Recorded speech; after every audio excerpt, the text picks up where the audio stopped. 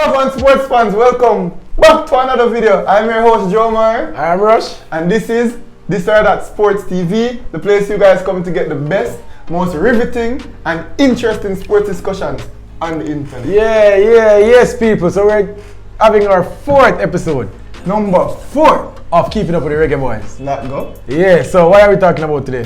Alright, well today we want to tackle 2 things. You hear the accent? What are we talking about?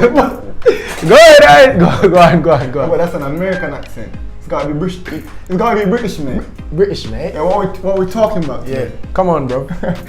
So today we're going to tackle 2 topics. First and foremost, the appointment of Paul Hall, former assistant coach and now interim head coach of the national team.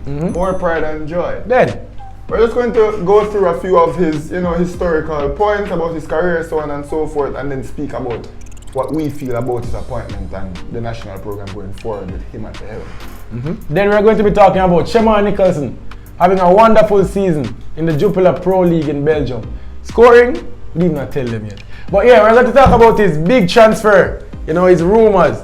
And how we feel about it. How we feel about it. I'm not very fun. But well, I know, man. Now go United. Make us start off with Paul. Kick it off. But before we start, people. Yeah. Call them my laps. Go on. We know what you do. Like the video right now. Yep.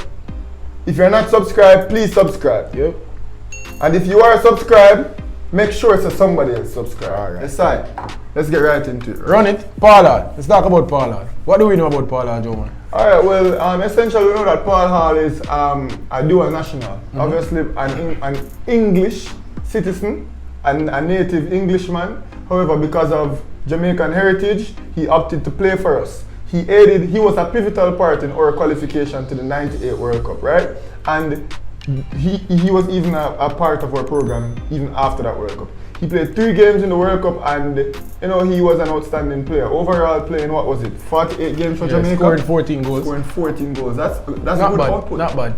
So almost 50 games for the national team. That's always a pivotal landmark to get to. He almost got there, and he was a valiant servant for Jamaica at the professional level, and then he never left our program.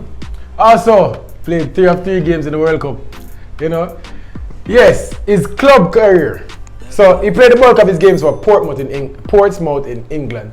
He also had some cameos for Sheffield United and West Bromwich Albion. Paul Hall is a centre forward, also can play as a winger, as some might already know. But what draws us today to Paul Hall is his coaching career. Yeah, because as a player, he has no more benefit to us. But as a head coach or as a coach period, we've seen Paul Hall around the program very recently, being Theodore Whitmore's assistant, right? And in my opinion, I don't think Paul Hall was given the opportunity to do the work or to do his work to the best of his ability because of the restrictions imposed upon him by the head coach.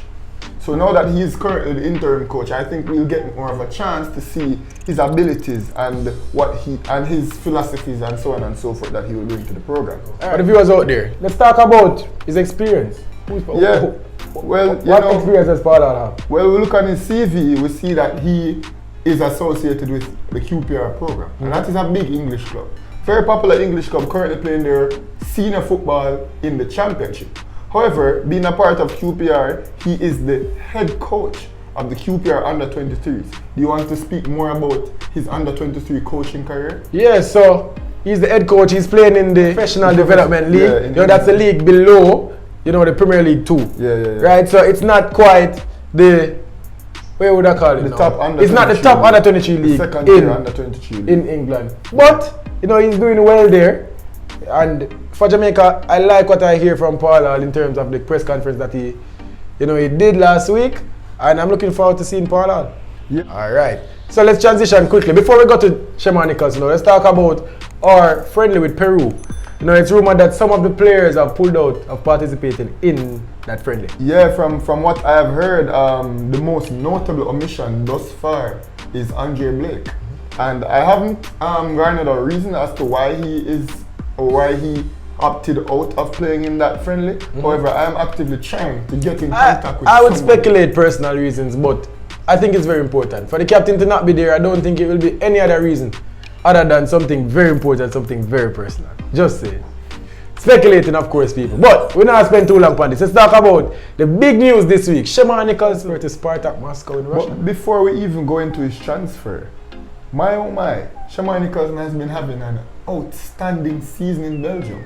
In fact, I think it is almost safe to say he has been, if not the best, one of the best players in the league this year. For sure. And he just always What's his stats? to be scoring and making stuff happen. Well, from, what was it, from how many games? 18 games. 18 games, scoring a whopping 13 goals. And not only is he scoring hella goals, he also gets assists as well. That's a goal contribution assists. every game. Yeah. That is crazy, bro, in Europe. Shemar Nicholson, he's really playing well. And I always saw it in him.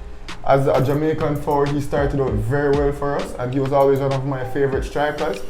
And I think at this point, his level of maturity, he is beginning to outgrow the Belgian league. However, what do you think about his transfer? All right, so when his transfer happened? Yeah, so the 24-year-old centre forward is going to Spartak Moscow. All right, so JFF posted it. Personally, I would have liked if Shemar Nicholson went to, England or France. Spain, France. Those were the spots that I was looking for. Maybe not the Premier League just yet, but in the Championship, I think it would be a good stepping stone for him right now. Get 2 years out of the Championship and see what next. How do you feel about the transfer? And I definitely think that teams on the verge, like for example Newcastle, who may well not be able to participate in the Premier League next year, would be very interested in having Shemar Nicholson in their push for promotion back to the Premier League. Russia though, I'm not sure about the Russian league. I can't say that I know very much about the Russian league. Obviously, Spartak Moscow is a club that we would have. Yeah, one of the bigger clubs. They're not doing very well right now at the moment. I hope he can go and turn it around and get them into Champions League football. However, Russia is a hard place to play and it's very cold. It's a lot of travel because Russia is one of the biggest countries in the world, and it's very hostile, especially towards black people. So. You like the transfer? It's a very weird decision. I don't like the transfer because we've seen where racism is. Russia is one of the most racist nations in the world, and Hulk. But we have to fix it, not hide from it. So, on that point, I think he would be affected too much by that one. And also, furthermore, him transferring in January. I'm not necessarily a fan of that. I thought that he and Charleroi started something very good. And I think that the chemistry that those guys started to develop, I think they were a shoo-in to get Champions League football this year. And I'm not sure why he would have made the move at this time rather than waiting until the summer. But who knows, maybe the money good. Yeah, so Shemar Nicholson go on, done up over Russia. And then who knows, he's only 24. So at 26 years old, Shemar Nicholson can be one of the best strikers in the world. Let's just put it out there. Transfer to England at 26, 27, and you never know. Russia, good stepping stone. This team is a regular in Champions League and in Europa League. So we will be seeing a lot of Shemar Nicholson. On Thursdays and hopefully soon on Wednesdays and Tuesdays. So, yeah. That's it. Keeping up with the Reggae BOYZ, guys. Thank you so much for coming back. Thank you for supporting our channel, guys. We are 40 subscribers away from 500. So for all of our subscribers who have come here video after video, watching us and supporting us and commenting, big up to Uno. Yeah man, we love the love. And everybody who will be watching this that isn't subscribed, please go ahead and subscribe. We put in a lot of work, and next year it's going to ramp up, it's going to intensify, guys. So just stick with us on the journey, and if each one of our subscribers can get us 5 subscribers, do you know how many subscribers that will get us by the end of the day? No. Yeah, so people, it's Keeping Up with the Reggae BOYZ, episode 4. We're out.